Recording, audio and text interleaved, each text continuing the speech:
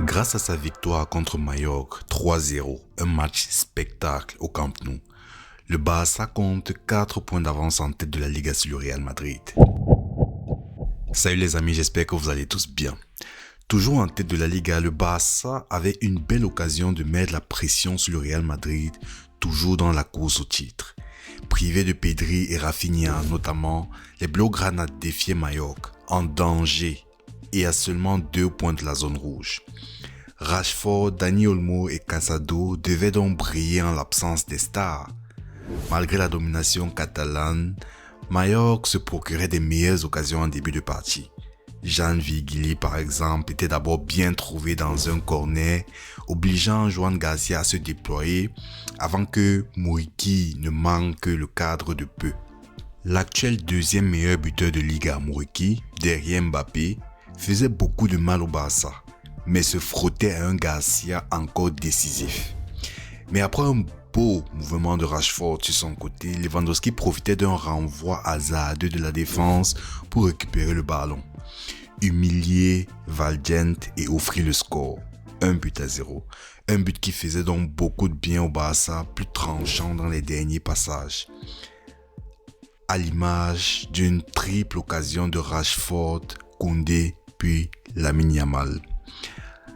C'est donc comme ça que s'achève la première mi-temps. En résumé, j'ai pas envie de revenir sur le moins beau jeu présenté par le Barça ou alors par des erreurs d'arbitrage. Je reviendrai par contre dessus à la fin de cette vidéo avec les mots forts d'Hansi Flick par rapport à l'arbitrage. Mais sinon, continuons d'abord. Après la pause, qu'est-ce qui se passe? Les Blaugrana poussaient donc pour plier le match. Le jeu allait beaucoup plus vite et Casado était tout proche de faire le break, mais trouvait la transversale de Leo Roman. Les Catalans multipliaient les occasions et la formation Baléa était au bord de la rupture. C'est finalement sur une frappe lointaine de Lamine Yamal que Mallorca craquait complètement. Sur une nouvelle passe décisive de Dani Olmo qui a encore gagné des points en l'absence de Pedri. Je tiens à remarquer là la belle frappasse de Lamine Yamal, très beau but. En maîtrise donc, les hommes d'Hansi Flick validaient leur victoire grâce à un joli but de Bernal sur une contre-attaque éclair. Ça signait là le 3-0, déjà à la 83e minute. De quoi offrir donc au Barça 4 points d'avance et le trône de leader assuré à l'issue de la 23e journée. Soit 4 points d'avance sur le Real Madrid qui ira à Valence. De son côté, Mallorca n'est qu'à 2 points de la zone rouge avant de recevoir le Real Betis.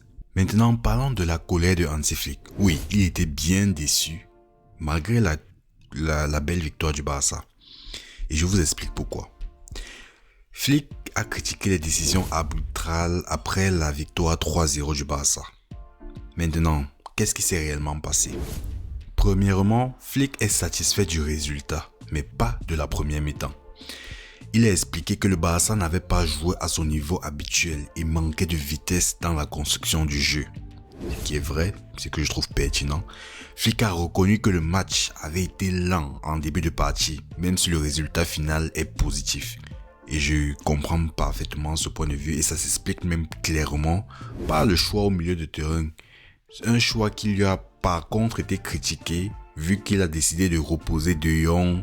Il a fait jouer même un nouveau là qui s'appelle Tommy, on va revenir dessus. Mais au final on lui a donné raison malgré ce choix du milieu de terrain. Le Barça a assuré et ça a permis à De Jong de se reposer qui apparemment a une petite gêne. Donc il sera prêt pour les prochains matchs.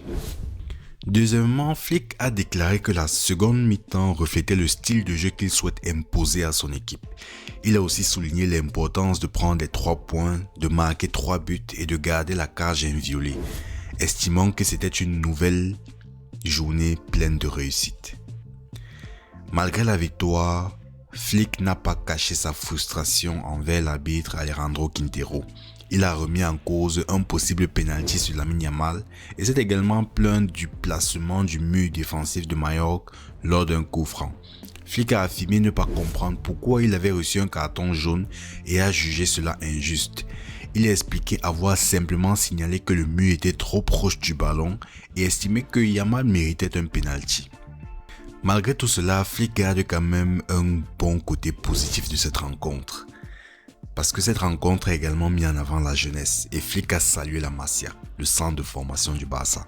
Après le but de Marc Bernal sous le maillot blaugrana et les débuts en équipe première de Tommy Marquez qui ressemble particulièrement à Pedri à De Jong, c'est Hansi Flick qui le dit, c'est pas moi. Flick a affirmé qu'accorder sa confiance aux jeunes joueurs est bénéfique pour le club et fait partie intégrante de l'identité barcelonaise. Il a ajouté que Marquez fait preuve d'assurance balle au pied et peut évoluer à plusieurs postes. L'entraîneur a également souligné qu'avec un calendrier aussi chargé, chaque joueur aura un rôle à jouer. Ça, je trouve que c'est une gestion franchement impeccable. C'est magnifique d'avoir fait cela.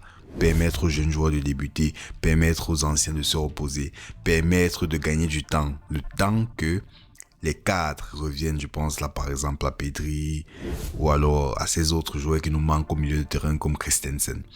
Donc c'est plutôt un match gagnant, de très belles choses proposées.